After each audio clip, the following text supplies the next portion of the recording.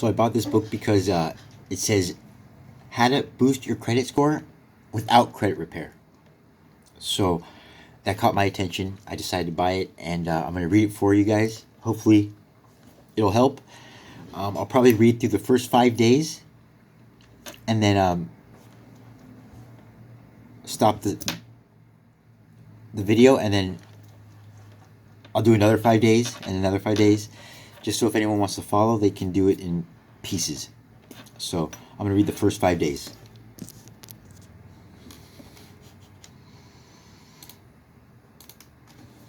So fact.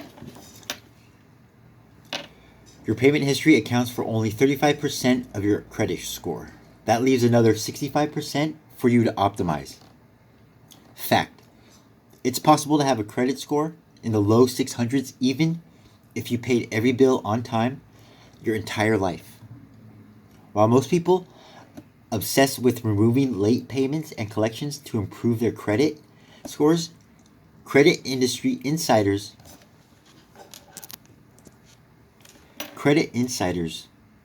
secretly manipulate the other four credit factors to help their customers achieve huge credit scores increases almost overnight. So this is the other four factors. So the book is focusing pretty much on types of credit, new accounts and inquiries, length of credit history, and amount owed. And most of the books I read focus on this part, which this book is focusing on this part, which is pretty cool.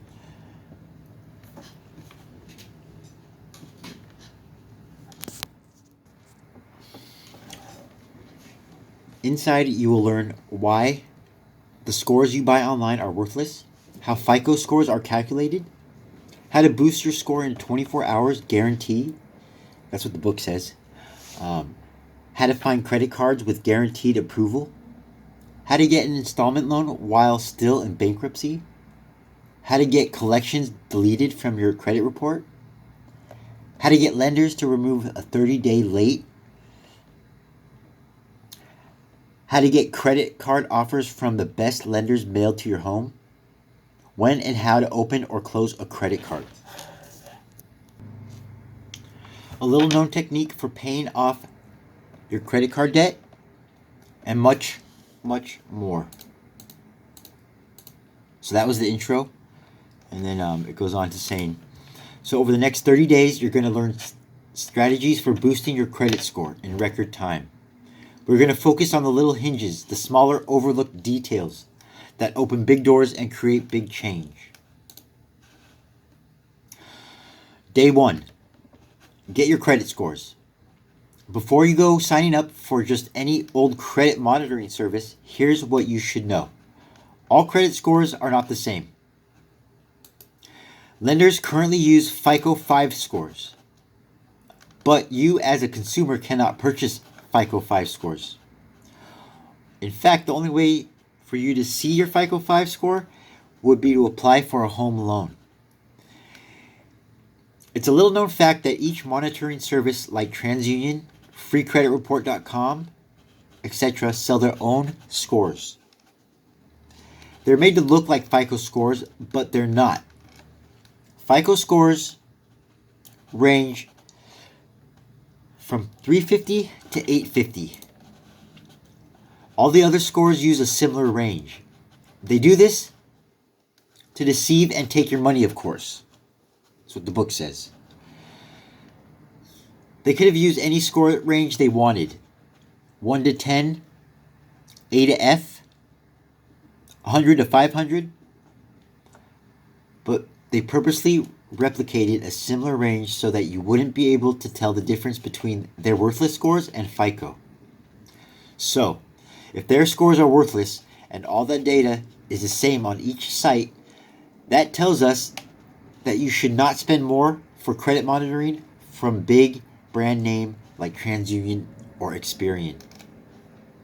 You should invest as little as possible, which is why I recommend using IdentityIQReport.com.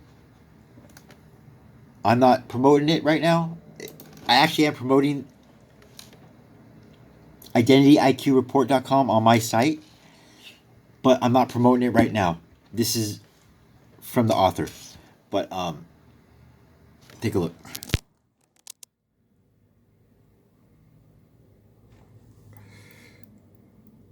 Right there.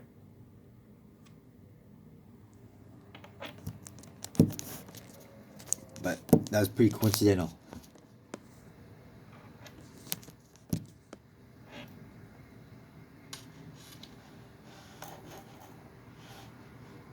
And then it goes on to say, you get all 3 bureau reports plus worthless scores for just $1 for 7 days, then $19.99 a month.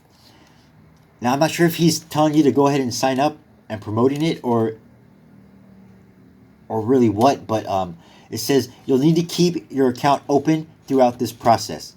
So I'm assuming that he's saying that you sign up for $1 for 7 days, you keep the account open for the next 30, and all you're gonna do is pay $19.99 a month after that 7 days. I hope that makes sense. But I'm not telling you to go sign up. This is the 30-day program.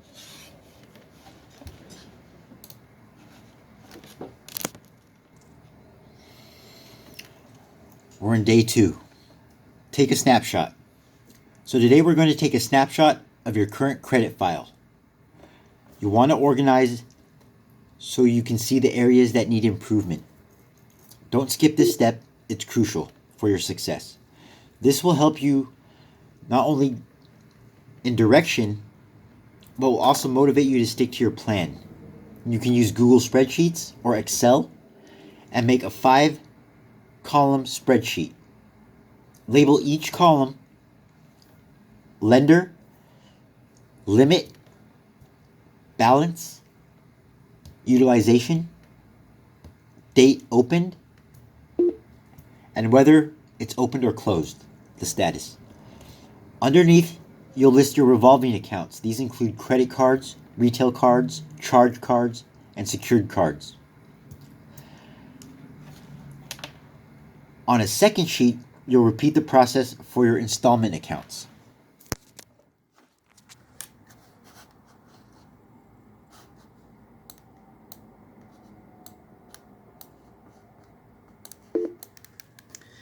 That's what he means. 5 columns.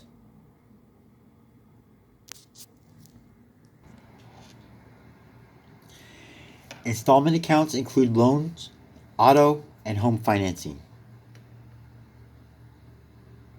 Be sure to list all your accounts, even the closed accounts. You'll use this as a reference for future lessons. Day 3. For some, this may be basic information, but it needs to be addressed to ensure we're all on the same page. Let's take a FICO score and how they calculate it. So your FICO score is a numerical representation of the odds that a consumer will default 90 days or more on a credit card or loan. That's really all it is. The lender wants to know what the odds are that you're going to stop paying for 3 months or more. So here's the breakdown. 800 plus 1485 to 1. 720 to 799 659 to 1. So I'm assuming this is the odds. So 680 to 719,112 to 1.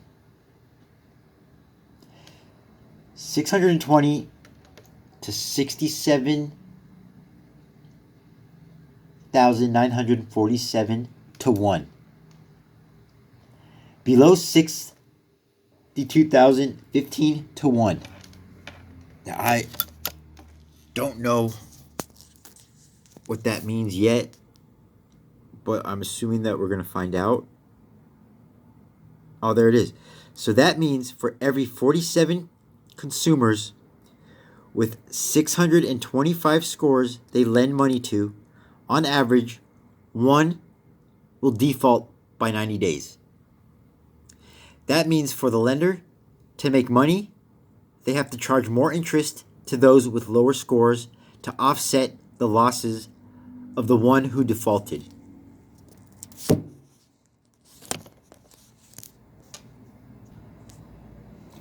How your scores are calculated are based on 5 criteria. Payment history, 35%. Do you pay your accounts on time? 2, accounts owed, 30%. How much of your credit are you using out of your available credit? Number 3, length of credit history, that's 15%. How old are your accounts? Generally, older is better. 4 is credit mix in use, so 10%, and that's what's your ratio of credit cards, retail accounts, installment loans, finance company accounts, and mortgage loans. 5, new credit, 10%. This is opening several credit accounts in a short period of time represents a greater risk. That's what I did. And yeah, my credit score did drop. But I already knew that ahead of time. I was trying to get some program, and I already knew that ahead of time. But yeah, I tried to open up several accounts in a short period of time, and that did bring my score down. So especially for people who don't have a long credit history, that's me. But again, I already knew ahead of time, so I'm not surprised. But don't follow my lead. I'm just reading all this information. Hopefully someone will benefit from it. This information, when combined with your spreadsheet from yesterday, will help you start to see the areas of your credit that are easiest to improve. Before we get into that, we have one more thing to discuss: FICO scorecards. So I'm going to end it on day 3 tomorrow. Day 4 is next, and so on. But yeah, I'm going to end it right here. I'll see you guys in the next video.